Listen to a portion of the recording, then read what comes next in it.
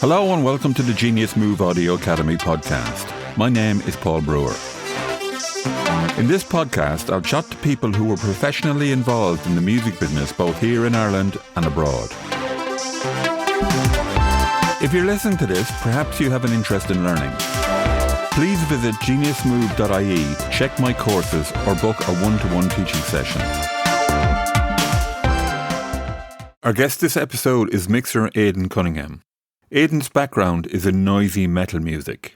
Dealing with that sonic denseness in metal, I believe, has helped him become one of the finest mixing engineers in Ireland, but now encompassing many genres. We recently sat down to chat in my studio in Tullamore. How's the studio going? The studio is, well, it's in the build of it, you mean? Yeah. It's, I was saying to people, 99.468% there.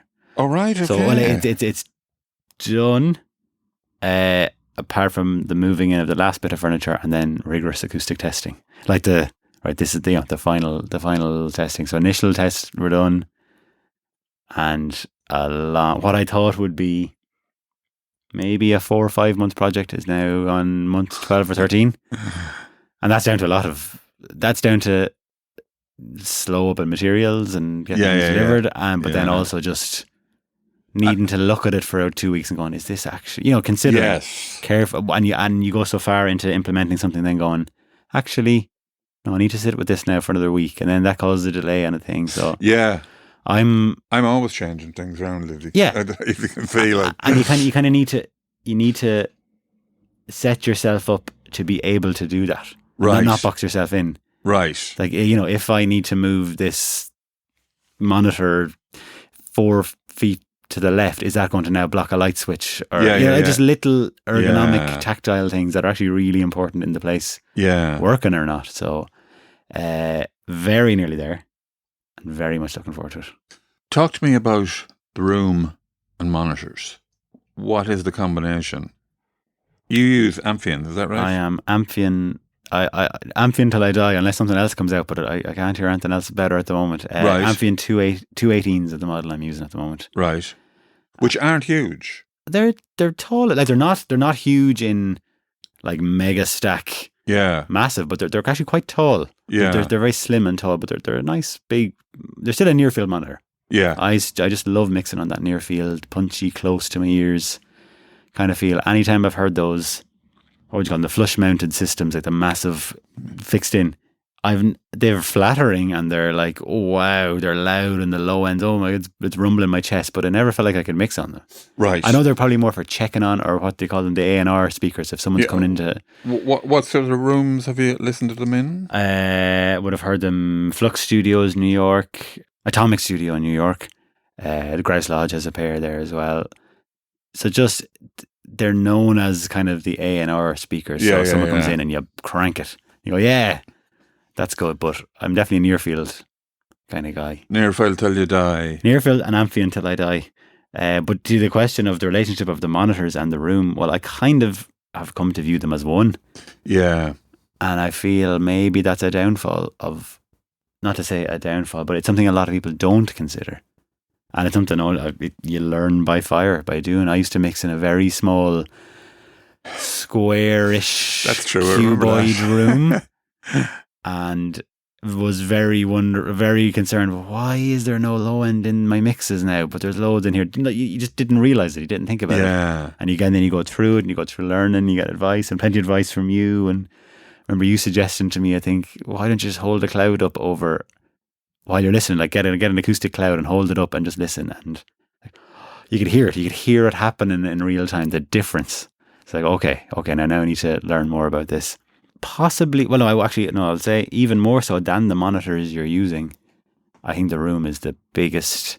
The room is the biggest impact on how your mixes will sound. Yeah, more so than the monitors you're using, and certainly more so than the compressor or the plug-in or the EQ or the whatever you're using.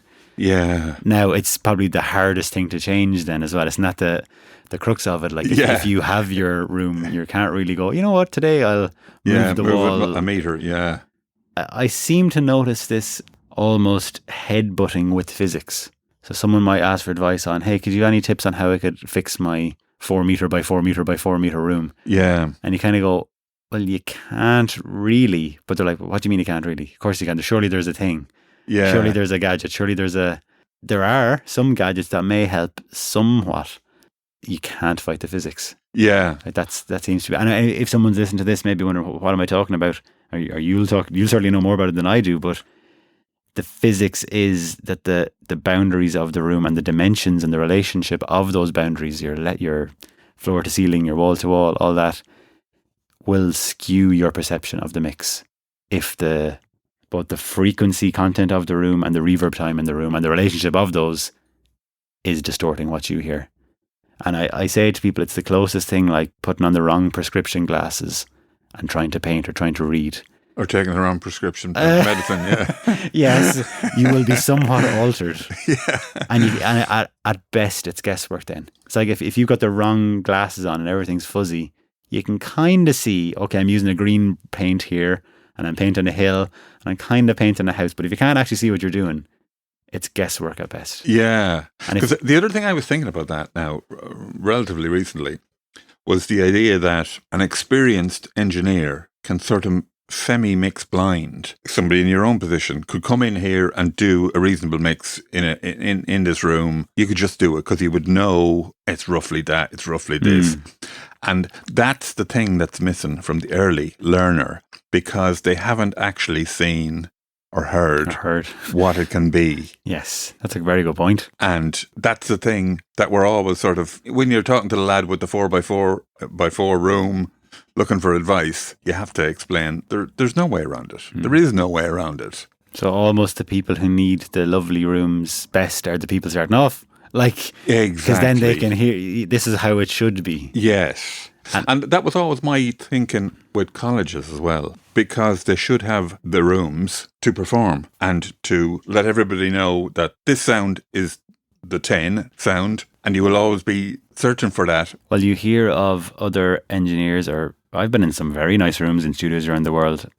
People have been in $1 million rooms that sound terrible. Yeah. The fanciness and the cost of it. Yeah.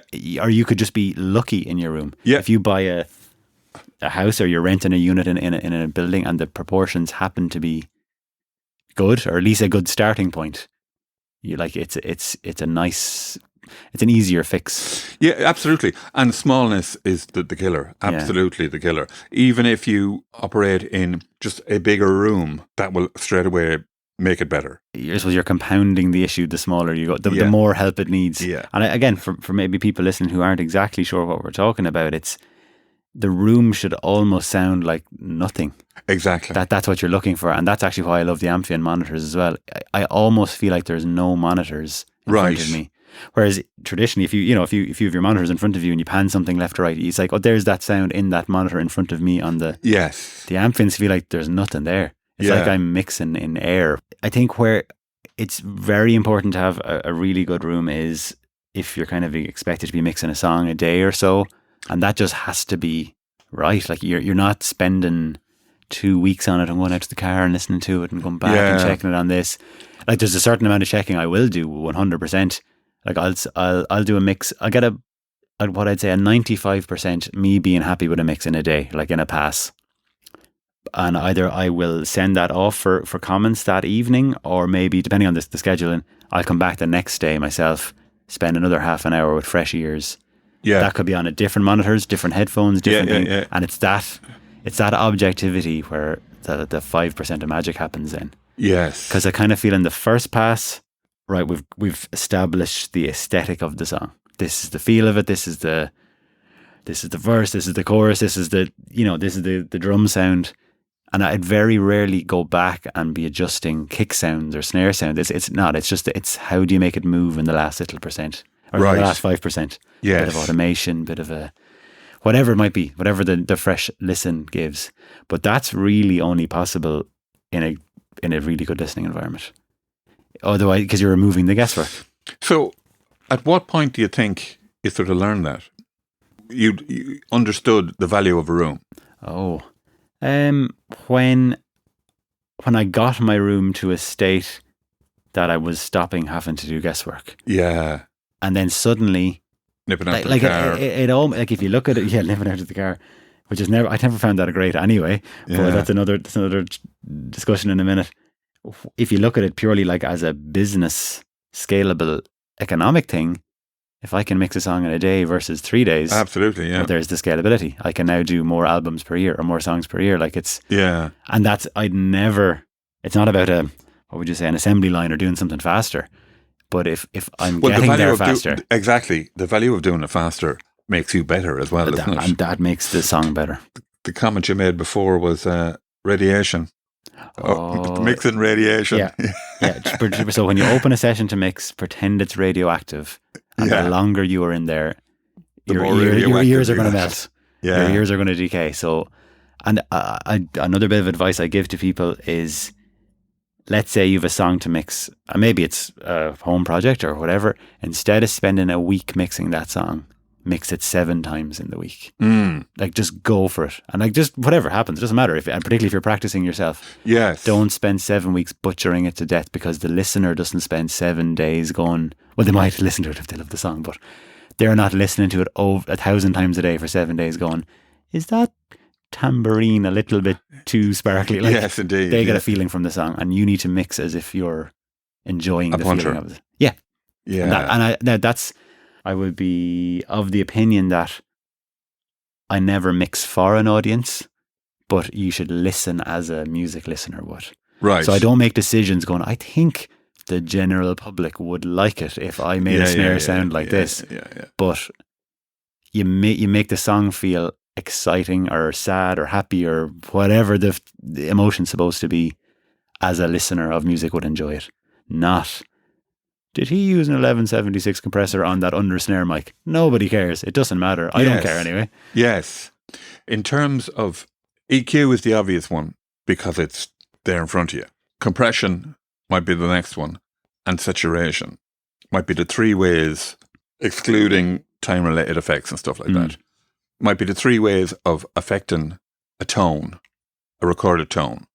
So would you go with saturation first, or is it totally variable? Do you know what it is? It's completely what I feel in the moment. Right. And I maybe used to be a bit more process orientated, because you're maybe learning and you're like, okay, I'll EQ before I compress, and then I'll saturate, and then I'll send it to a delay. That's the EQ before the compression before the EQ, etc. Whatever. Yeah, like, exactly. Okay, to answer that, probably more often than not would EQ I'd EQ into compression. Yeah. But I really don't think about that. Yes. I go, okay, I pull up a fader. What's this? It's the bass guitar, right? You know, it's a bit flubby. I think I'll attack that with some compression, because in that moment, right there and then, that feels like the appropriate response. But if you... The appropriate response, does that come from experience then? The idea of mixing, mixing in a bad room, for example, how you can go get around that sort of thing. I think so. I think you get to the decision of what needs to happen a lot faster from experience. Right. Whereas I think someone practicing could get there, but it just might take them a few days of thinking about it and listening. And, if there is a skill to mixing, which I would hope to believe there is, it's being able to just make quick decisions and like being confident in your ability to know, right, that needs 12 decibels of treble, which might be a mad thing to do to a learner. Like, you can't turn up that. Yes, indeed. You can only turn it up 1 dB, like, whatever it might need, just quick decisions. And then then come back for another pass to refine that. But the idea of an order in which to do things, I'm not thinking about it, but I would say if you looked at one of my sessions and then looked at another song, it'd probably be somewhat similar.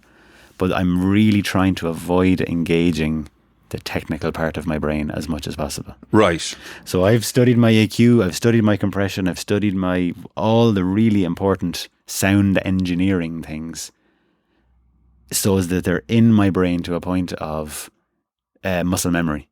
Yeah. So when I need to then listen to music and decide, does the backing vocal need to feel a bit further away and duller, I'm not starting to think about frequencies and hertz and maybe that's where I see people like, or not, when you see learners kind of getting stuck at that point where the technical side of it overrides the creative side. Yeah. Or maybe people get obsessed about gear and like, oh, I want this preamp and this compressor. And we all love it. We all love mics and it's great fun. But if it doesn't make the music, like how does that relate musically? That's what I'm interested in. Yes. I don't really care if you've got a special tube in your compressor that makes it say like whatever.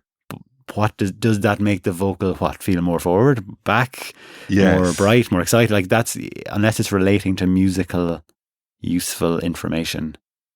So when I'm mixing a song, another thing I'll do is I don't, like if I'm sent songs to mix, I'm sent files, they'll come in many different formats, maybe audio files, maybe a Pro Tools session, whatever, depending on the artist. But one of the first things I will do is remove any sense of too much information from it. So if it says in the audio file, guitar, Fender twin amp, SM57 microphone, I'll rename that jangly guitar. Yeah. Or I'll rename it sparkly synth, or yes. lead vocal, verse vocal, backing vocal, not U87 into an Eve preamp. Like that just, I start thinking about it then. I don't want to think about that. And I guess those terms might be terms that an uneducated might describe it. It's a jangly guitar. It's a sparkly synth. Yeah. So we're taking the technology away from the music. The struggle with mixing, one of the hardest parts of mixing is holding on to the objectivity, the objective listening, the musical, fun listening while you're working on the song. And that's a hard place to get to. Yeah. It's kind of okay, let's say you're growing up and you're a fan of music, and then you decide, I want to learn about sound engineering and mixing and producing and recording. When you open that world and you start playing with EQs and compressions, it can ruin music for you for a while. Yes. Suddenly it's all you can hear. You can just suddenly go, oh, I can hear the reverb. I can hear it's like you see behind the curtain or whatever. You see how the sausage is made, whatever it might be. But the hard part then is getting back to where you were as a fan of music and being able to switch between the critical listening, as you'd call that, being able to identify, okay, that's a Fender Telecaster plugged into a Marshall amp with a 57 versus that's an exciting guitar sound. Yeah. And getting back to the objective listening as a music fan would listen to it. And it's easy to go, oh, look at my technically proficient mix. Isn't it brilliant? I recorded everything as the manual said I should, and that was great. And I used the correct EQ on that, but it might be the most boring, flat thing in the world. If it's not musical, if it's not enjoyable. That idea, does that mean that you've cut down on products you use? As in, like the Fab Filter is a very intuitive set of tools. Do I venture out more from that? Like, like is that a way of doing that? Just having the same EQ, the same compressor. I was never one for going crazy with like thousands of plugins and having unlimited aux. Just as the general way I work, I like kind of creative limits. I think humans are their most creative when you give us a kind of a creative boundary to work within. Like maybe even in recording, here's 8 tracks that you can only use 8 tracks, like on a tape machine or something. Yeah. Here's a not so great drum kit. Make a song. Yep. You will make something a million times better than here's all the options. Yes. Unlimited tracks. Any guitar sound you ever want in a digital guitar amp or whatever it might be. I feel like the chances of you just working with that would be better. So I kind of like that mentality when mixing. I certainly have a lot of plugins. I have a nice selection of plugins. But, ditto. But not to the level some people do. Definitely not. And I find myself, if I had my Fab Filter EQ, some sort of multi-band compression, maybe like a Fab Filter saturation, and an access to like an 1176 style or an LA2 style plugin, I'd get an awful lot done with that. Right. Or, sorry, I should say maybe like an SSL style channel strip as well. I like that because you got your compression. Yeah. Your EQ. That's my musical EQ, I'd call that. A reduced palette, as you say. Could you envisage a scenario where you would use stock plugins? Yeah. I think for a kind of a uniformity and a like a uniformity for you to work within, like a almost a constraint. Now, some stock plugins, just then on the sonic quality of them, I'd be like, they might let me down a little bit, depending. But think about it this way. Now, the channel strip is amazing, but if you're just mixing on an SSL console, you've got 24, 48, 96 channels of the same tools. And yeah, okay, you'll have some outboard gear or whatever, but that'll all be limited enough. You can only send one bass to the thing or whatever, you know. Yes, indeed. So you don't need to have 12 different plugins on every channel. If you get Pro Tools or Logic or whatever, what you have built in is definitely enough to mix well. It's just when you some certain advanced features like multi-band compression and saturation, that's where I like, which will do some nice finishing work if you like. But to get a good balanced mix, you've certainly kind of most of what you need is there. Would you ever like mix with essentially no plugins or less plugins, or would every track have a plugin on or anything like that? Not necessarily. Yeah. I still believe mixing is about balance. That's the key thing, right? Doesn't matter if you've got the best guitar sound in the world or whatever. It's balance, and it's balanced down to maybe 0.5 of a dB. Like 0.5 of a dB, something being louder or quieter is significant. Like, it's maybe the average punter wouldn't notice that necessarily, but in terms of the feel of a song, that's the level of, okay, very carefully balancing things.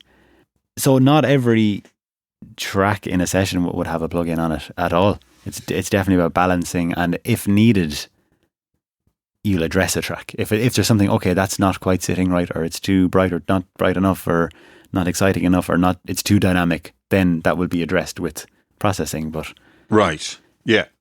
Often guitars, like your left and right guitar, might just be straight up, left and right and nothing. They're hitting the mix bus, that's it. Mm-hmm. Depends. It really depends on the session. Could you envisage a scenario where you mightn't be doing much treatment? Yeah, well, like a well-produced song has the production baked into it. Right. And I love that. Yeah. That's absolutely my favourite type of thing to work on. Not just because some of the work is done. It's not that. It's just that I can hear where they're trying to go with it. Right. And they just need some help with just getting it across to the listener. They're getting a bit stuck.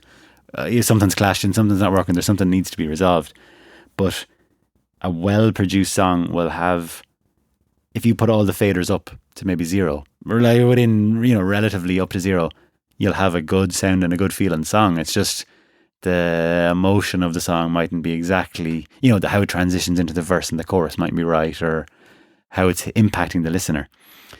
But the idea of pulling up all the faders and everything is dull and flat and straight off the mics, and that still needs to be, that's not produced then. That's not recorded properly, I would think. Right. And that's fine. Like, there's nothing wrong with that. There's no rules to any of this, but you'd see people saying, but sure, all these top mix engineers, so the stuff they're sent to mix is already sounding fantastic. It's like, well, yeah, that's what production is. Like, that's what it should be. Absolutely, yeah. That's, and then they need a mixing engineer they're too close to it at that stage. Right. The band, the producer, they've been in the studio working on it for however many 1,000 hours. Yeah. If they hear that tambourine one more time, they're going to get sick. Like, they can't. Yes. They've lost the objectivity, so they say, we'll ring up old Aidan there and. Yeah, is that part of the reason why people would employ you? The objectivity. I would think so. A lot of the producers I work with, there's nothing technical that you're doing that they couldn't do. It's just the clear view you'd have. Effectively, if someone hires me as a mixing engineer, they're hiring me for my opinion on how I think their song would be best sounded, or like feel. Yeah. And I've sent you a message about it the other day, but there's the new Peter Gabriel songs have come out, mixed by Spike Stent, full album, and then also mixed by Chad Blake, and both are released to enjoy as different versions. I think it's very interesting. Yeah, I had a quick listen to that, and I sort of thought that they sounded like, did Peter leave it? Well, look, there's loads of tracks, there's all our ideas, you mix it. You make the decisions. I would probably think a lot of them are in there, and often a mixer's job, and I would feel it myself, is kind of you're a little bit of a filter in that. An editor. As in not necessarily editing arrangements, but as in that doesn't need to be in the chorus. Right. The seventh synth that you can't hear anyway because there's 14 guitars, this is taking up room in the song, I'm just going to mute it. I'm just going to, you're kind of, the way I view a mixing engineer in the most pretentious way possible, but I know genuinely what I think it is you are being handed the song by the producer to give to the listener. So like the band and the producer say, okay, and here's the song. We want you to present this to the music fan, using my taste as a music fan to decide what do I like about this, what's exciting, what's not. But the interesting thing about that Peter Gabriel stuff is each mixer was focusing in on very different things. Absolutely, yeah. And and that happens to me the whole time, where there might be a guitar doing a lead line in the background, and I think that is brilliant, that should be the hook, that should be up front, and they're like, oh, we forgot we sent you that. Yeah. That was just a little off the cuff thing in the background.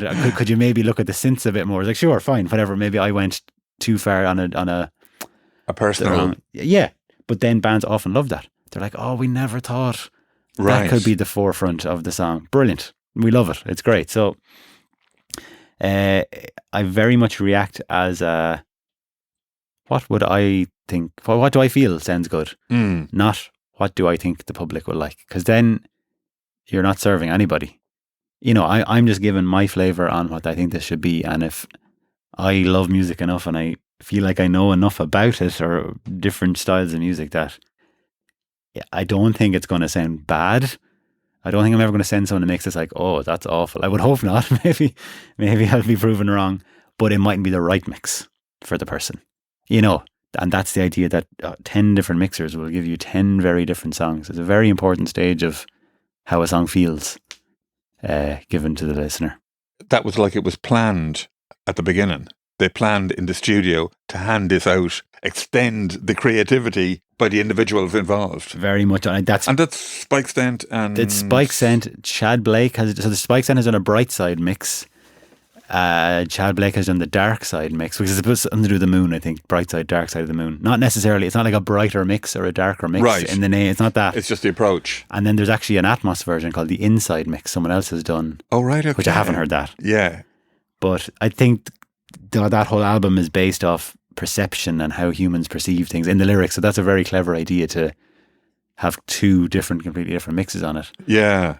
But I definitely know which ones I prefer because they find them much more exciting, and the verse is smaller and the choruses are huge, and that's the Spike Stent mix. Yeah. And I think Chad Blake is an amazing mixing engineer. He's really good, but whatever he's focusing on tends to be more the little tambourines and the sub percussions and all that kind of stuff, which is really interesting. It's bringing it out, but I'm a sucker for a Stent mix where it's straight to the point, and it's a big chorus, and then the verse comes down. And, it feels really good. What he does, it's what he does, and what he does very well. So that's Aidan's way to do it. Many thanks to him for taking the time to chat. Do visit geniusmove.ie to find out about recording courses to suit you. Thanks for listening.